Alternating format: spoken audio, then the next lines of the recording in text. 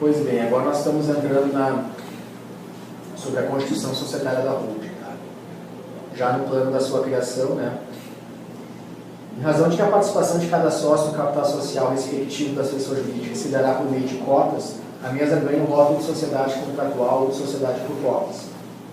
Tal formalização se mostra essencial a partir de que o contrato social ser firmado entre todos os sócios estipulará regras de gerência da sociedade, o que compreende não só os direitos sociais, mas obrigações assumidas reciprocamente entre os sócios.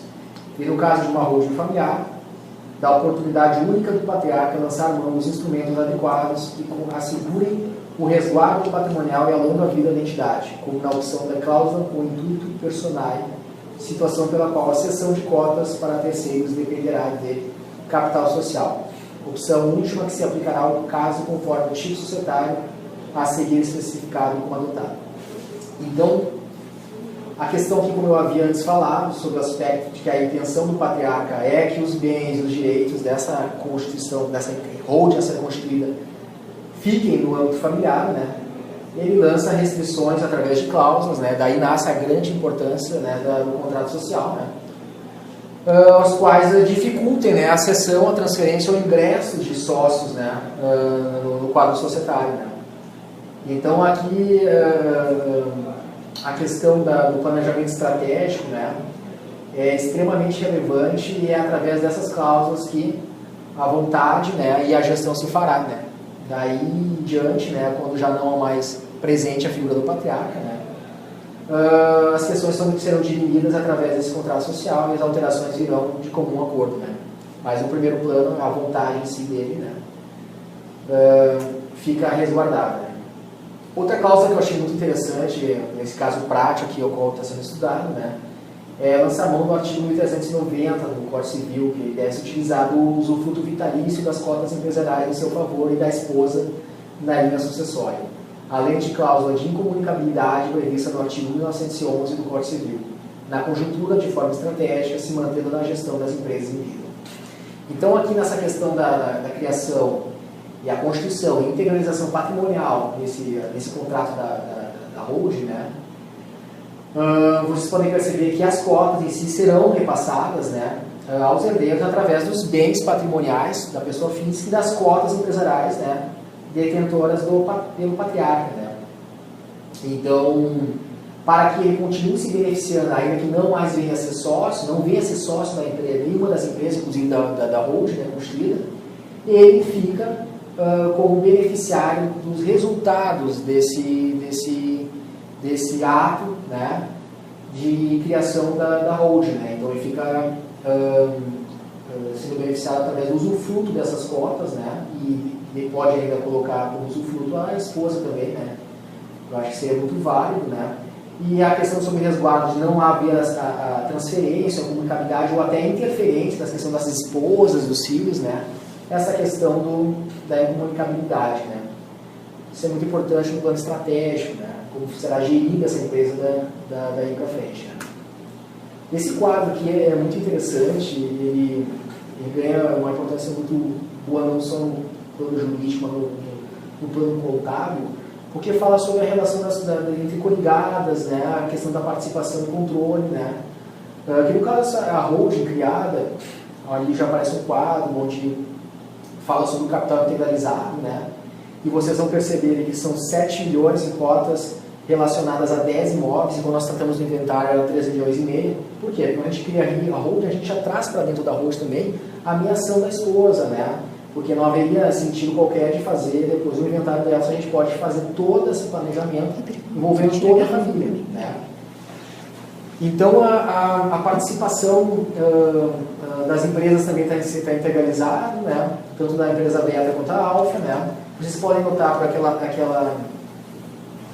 aquelas setas antagônicas ali, onde se existe o controle das outras duas empresas, né?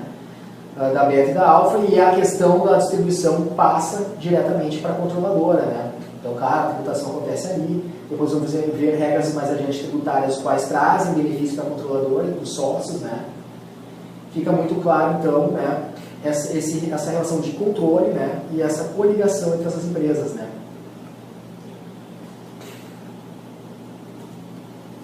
criando a holding sobre o aspecto tributário. Tá? Então, naturalmente, todos os eventos acabam tendo repercussão no campo tributário. Né? Vale muito ressaltar que não há, na verdade, a incidência do TBI, e não falo só pelo fato de tratarmos mais adiante de doação de direitos em favor dos herdeiros, né? Mas também de qualquer sorte, porque quando se trata de integralização de bens e direitos, né, não há incidência tributária pela imunidade que a Constituição, né, assegura. Né? Então, o artigo 156 da Constituição Federal fala claramente sobre isso, né? E muito importante, como eu falei naquela distinção inicial entre a atividade preponderante, né, sobre a atividade secundária, né, que a exceção a essa regra, né, se daria quando a empresa tem como atividade preponderante a exploração imobiliária, o que não é um caso. Né. Como dito antes, sobre o plano jurídico, né, o que conceitua ser ou não uma atividade preponderante. Né. Aqui o artigo 156, né, onde fala claramente não incide o ITBI, né, de bens e direitos incorporados ao patrimônio da pessoa jurídica em realização de capital, exatamente. E a exceção se fala ao final desse inciso primeiro, né, salvo ser, nesses casos, a atividade preponderante do adquirente for a compra e venda desses bens ou direitos de locação de bens imóveis ou arrendamento mercantil. Quando a gente trata já do ITCD, né, a gente não consegue fugir, né, como não fugiu na questão do inventário. Então, esse tributo não tem como safar dele, evidentemente, a gente consegue não ter, no caso, a incidência da regra do TBI, né, mas o ITCD não tem como. Vocês podem notar ali, olha, na relação dos bens, né, onde abrange os imóveis e as cotas, quando no inventário nós tratávamos 13 milhões e meio, aqui já estamos tratando de 7 milhões, porque já estamos englobando, né, o patrimônio da Mieira, né? E vocês vejam que quando a gente tratou da 100% das cotas das empresas, nós tratamos de 80% da integralidade delas, né? E essas empresas não foram objeto de são exclusivamente do patriarca, em razão de que foram constituídas, né, anteriormente à relação. Isso é uma questão de direito civil, enfim, né? Ainda pode ter alguma certa discussão a respeito. A questão do ITCD, vocês podem notar a aplicação da base de cálculo, a gente tem a alíquota, nós estamos falando de uma alíquota de 6%, é a máxima, que é um patrimônio expressivo, né? Total, vocês podem notar que em direitos avaliativos trata-se de 18 milhões, e não teríamos como fugir de um recolhimento tributário do Estado de R$1.080.000. Né? Aqui, essa questão é muito interessante, a questão do imposto de renda. Né? Como eu falei antes, né, que tanto os bens materiais da pessoa física, né, os imóveis, quanto as cotas sociais haviam de data, né, sendo reavaliadas, né, para trazerem esses patrimônios, né, ao valor atual de mercado, né, se ausenta a figura do ganho de capital. Enquanto se ausenta a figura do ganho de capital, não há incidência do imposto de renda. Né.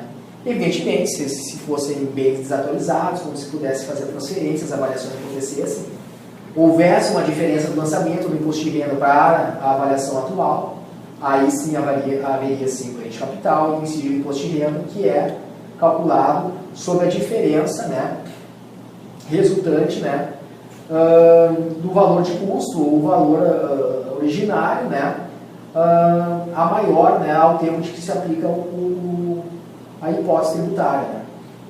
Então, se o imóvel tivesse o valor originário, o valor de 400 mil, desatualizado, fosse 600 mil, o ganho de capital aí seria em torno de 200 mil. Daí, nesses 200 mil, o imposto de renda incidiria. Né? Isso se aplica tanto para a questão dos imóveis quanto a questão societária também, porque elas têm repercussão econômica, então também não haveria por que não ter também o ganho de capital. O imposto de renda sobre o aspecto do recebimento da doação, e aí a gente fala especificamente na questão do donatário, que são os herdeiros ali, também não haverá incidência do imposto sobre os bens e direitos recebidos pelo donatário da transmissão por força do inciso 15 do artigo 39 do Regimento do Imposto de Renda, que é o decreto 13.000 de 99. Se mostrando regimento isento, aqui está a regra sobre o ganho de capital, né? É a regra que se aplica quando há o ganho de capital. Nós estamos falando de uma hipótese que não houve, né? Que é a Lei 9.532 de 97, tá? Está enfatizado o artigo 23, né, parágrafo 1º e 3º, né, e a questão do ganho de capital. Tá? Então aí fala-se que o imposto devido sobre ganho de capital, né, trata essa instrução que deve ser pago pelo doador, no caso de doação, inclusive adiantamento de legítima. Né? Mas como não se trata, não houve uma defasagem, né, uma reatualização do anual do ganho de capital. É muito interessante ter conhecimento das questões das instruções normativas da Receita, porque muitas reprisam, né, a legislação infraconstitucional, mas outras vinham a dar uma interpretação um pouco diferente, gerando no plano legal alguma repercussão sobre o aspecto da constitucionalidade ou não. Né? Isso acaba repercutindo nos tribunais. Rendimentos isentos tributáveis, já na figura do donatário. Ó. O valor dos bens adquiridos por doação, herança, observado disposto no artigo 119, tá? Falando dos rendimentos isentos não tributáveis, tá? Não entrarão no cômputo o rendimento bruto. Então se não entra no cômputo, né? Há uma isenção, uma não tributação, né? Não prevê o legislador. Tá? Então aqui, ó, da forma de tributação optada, tá? No caso concreto de uma holding mista, o que também se aplicaria se pura fosse, a receita preponderante decorre da participação em outras sociedades, a beta e a alfa, assim como se tiver em lucros, em dividendos e receitas recebidas das controladas, lançadas contabilmente pelo método da equivalência patrimonial. Sobre o método da equivalência patrimonial, é importante ressaltar, tem uma questão conceitual, até que os advogados têm uma certa dificuldade de compreender o que poderia ser isso, seria sobre o reflexo da participação de uma empresa na outra, né? Patrimonialmente. Ela tem uma participação e é a forma como tu pode aplicar isso, né, nos demonstrativos, né, da empresa, né, analiticamente poder interpretá-los. Né? A equivalência patrimonial é conceitualmente um método que consiste em atualizar o valor contábil do investimento ao valor equivalente à participação societária da sociedade investidora, né, no patrimônio líquido da sociedade investida e no reconhecimento de seus efeitos na demonstração dos resultados do exercício. O valor do investimento, portanto, será determinado mediante a aplicação da porcentagem de participação no capital social sobre o patrimônio líquido de cada sociedade coligada ou controlada. Como a atividade secundária, no caso a exploração de imóveis próprios, se torna tendência concreta que a tributação pelo lucro não seja mais vantajosa. E voltando um pouco aqui, eu acho que eu esqueci de mencionar, sobre essa questão da atividade preponderante, aspecto exclusivamente jurídico. A atividade preponderante não é aquela a qual está citado no contrato social, essa é a atividade preponderante, e essa é a segunda, essa é a terceira, enfim. A atividade preponderante é aquela a qual gera maior receita, gera maior lucro, né? Onde há maior repercussão econômica em favor dos sócios, da empresa, da entidade. Né? Então isso é atividade preponderante. Aqui no caso, a atividade secundária é a exploração de bens próprios, bens quais foram integralizados, né, em favor dos sócios, mas que beneficiarão ao longo da vida, ao tempo de que ainda vive o patriarca. Né? Essa atividade secundária gera menos receita. Né? Então, entre o plano que há a tendência entre o lucro real, o lucro presumido e o Simples Nacional, essa regra, por exclusão legal do Simples Nacional, que não pode, pela lei do Simples Nacional, uma holding participar, né? Não pode haver a tributação dessa modalidade para empresas hoje que detêm participação em outra empresa. Isso diz o parágrafo 4º do artigo 3º da Lei Complementar número 3 de 2006. E sendo a tributação pelo lucro real incondizente para uma atividade secundária, ou essa sim vai gerar receita tributável, é muito mais coerente de fazer e muito mais simples, até muito mais barata pelo plano da contabilidade, né, o custo contábil, a tributação ser feita pelo lucro presumido. E adentrando já o que importa, a tributária, restritivamente essa atividade preponderante, é que o lucro e dividendos serão isentos do imposto de renda e contribuição social. Frisa-se ainda, da mesma forma, as receitas da equivalência patrimonial não integrarão a base de cálculo de ambos os tributos. Isso se vê com base na Instrução Normativa 1500 da Receita Federal, isso é do ano de 2014, né? E ali vocês veem já após a leitura do CAPT ali, né? são isentos, não sujeitam ao imposto sobre renda os seguintes rendimentos de participação societária.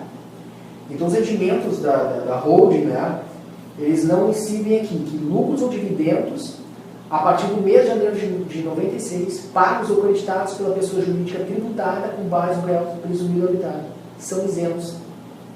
A exceção a isso seria as questões relacionadas ao prolabore, quais vocês viram, nós não temos na holding, aluguéis, né, e serviços prestados. Né?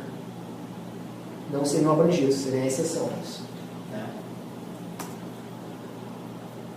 Aqui nós saímos da questão do imposto de renda, né, que foi abordada sobre o plano da empresa e da questão dos donatários também. Né? Entramos na questão da contribuição social. Né? Então, essa é a própria lei institutiva, né, a Lei 7.689, de 88. A base de cálculo da contribuição é o valor do resultado do exercício antes da provisão para o imposto de renda. Para o efeito do disposto nesse artigo, a exclusão dos lucros e dividendos derivados de participações societárias em pessoa jurídica domiciliada no Brasil que tenham sido computados como receita. Então, há a exclusão dos lucros e dividendos resultados de participações societárias. Né? Então, aqui também é outra regra, como antes anunciado, né? A não incidência, que é a exclusão, né? Da contribuição social, né? Da base dela, dos lucros e dividendos de participação societária. Em relação à PIS e à COFINS, né? Os lucros, dividendos e receitas de equivalência patrimonial não virão a compor a base de cálculo das contribuições, não sendo, portanto, tributadas conforme determina a Lei 9.718 de 98.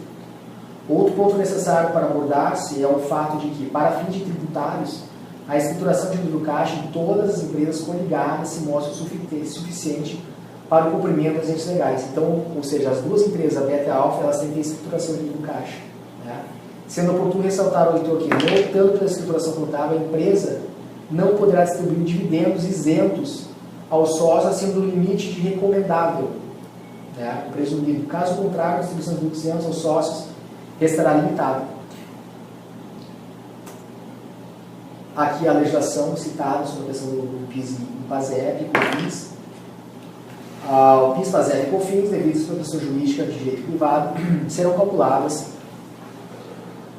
com base no seu faturamento, observada a legislação vigente e as alterações introduzidas por essa lei.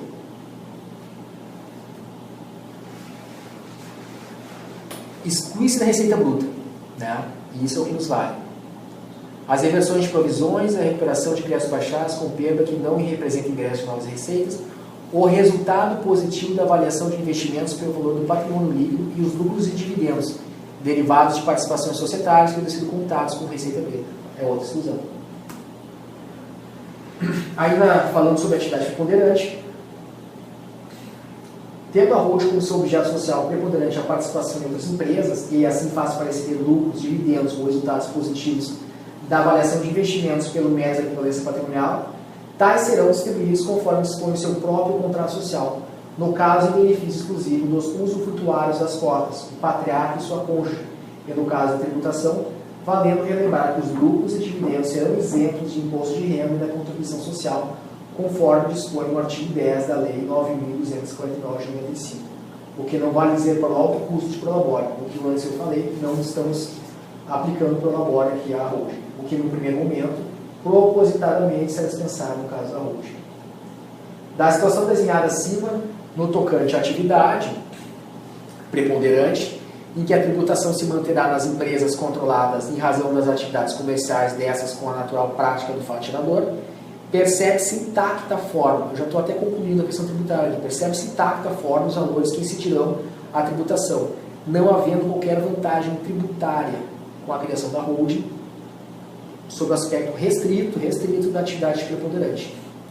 Mas mera estratégia sobre o plano societário, com clara ênfase ao planejamento social pretendido, em razão de uma sutil substituição do patriarca pela nova figura da holding, que ingressa no quadro societário das agora controladas. Com efeito, havendo pela controladora, ou melhor dizendo pela holding, o recebimento dos lucros e dividendos das controladas e o repasse desses aos sócios beneficiários, conforme dispõe o contrato social. E a distribuição, evidentemente, conforme a percentagem de participação na beta e na alfa. Né? como disse Samuel, 80% de cada empresa. Então, tem um sócio minoritário de 20%, né?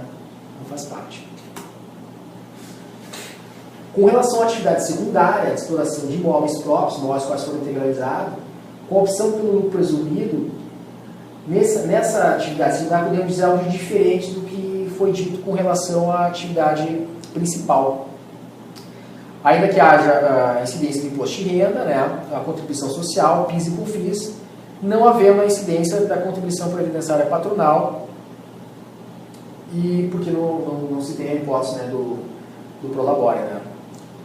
Nesse contexto, considerarmos que a receita bruta de aluguel da holding será de estimados 50 mil ao mês, não considerando eventuais despesas do negócio em si, podemos concluir que a carga tributária pelo lucro presumido será de correspondente 5.665. Bom, vocês podem perceber que há incidência tributária, há as regras naturais, normais, de aplicação dos tributos aqui, no caso de atividade secundária, né? Elas estão aqui discriminadas, então melhor relacionadas, inclusive calculadas discriminadamente no artigo, vocês podem ter acesso ao site, né? E isso é muito importante quando nós analisarmos, né, que esses imóveis eram da pessoa física antes, e eles eram explorados da mesma forma. Só que na pessoa física, né, é outra regra tributária, né? E então se faz um comparativo, né, com a regra tributária da pessoa física, dessa figura patriarca, com os rendimentos através da constituição da pessoa jurídica, a holding, né, sendo essa atividade secundária, né, exploração imobiliária. Então, o imposto de renda, né, o que diz respeito a essa atividade, se fosse uma pessoa física, era através do carnê-leão, né, que pelo valor atingiria uma máxima de 27,5%, né, é alto, né, a alíquota, né, deve reduzir despesas como exploração imobiliária, bem como os do próprio bem, como o seu condomínio e os impostos mesmo. Ainda que haja previsão disso, a tributação é bem alta, né. Aqui nós temos uma comparação, né, a discriminação que você encontra no próprio artigo, que é bem mais denso, né, e fundamentado, né. A carga tributária é recebida pela pessoa física, quando o patriarca dele tinha esses bens, né, e a esposa também, e aqui pela pessoa jurídica. Vocês podem notar que aqui sim houve uma vantagem tributária, né, com relação à atividade secundária, que é de 56% de percentual de redução de economia, né. Considerações finais, vai mais pela conclusão sobre a validade da holding como instrumento aplicado no planejamento social empresarial, né. Vocês vejam, se nós analisarmos sobre o plano das duas atividades da empresa, a preponderante, que é a participação em outras sociedades, e a secundária, que é a exploração de imóveis próprios, vocês vejam que não houve na atividade preponderante uma vantagem tributária, mas a gente pode dizer que houve na atividade secundária, de ainda bem expressiva, até 56% é algo que deve se considerar como redução da economia, né? Mas eu acho que, independente de não haver uma vantagem tributária nos dois planos, né, a gente tem que levar em consideração que as questões relacionadas à gestão, à estratégia, elas todas estariam, se não praticamente resolvidas, determinadas e muito mais fáceis de serem realizadas, porque estariam organizadas através do contrato social, a vontade, o patrimônio, as questões estariam dirimidas, né, e principalmente se algum equívoco, algum vício ao qual o patriarca queira rever nesse plano estratégico dele, ainda quando em vida ele poderia rever isso, né, eu acho bem interessante.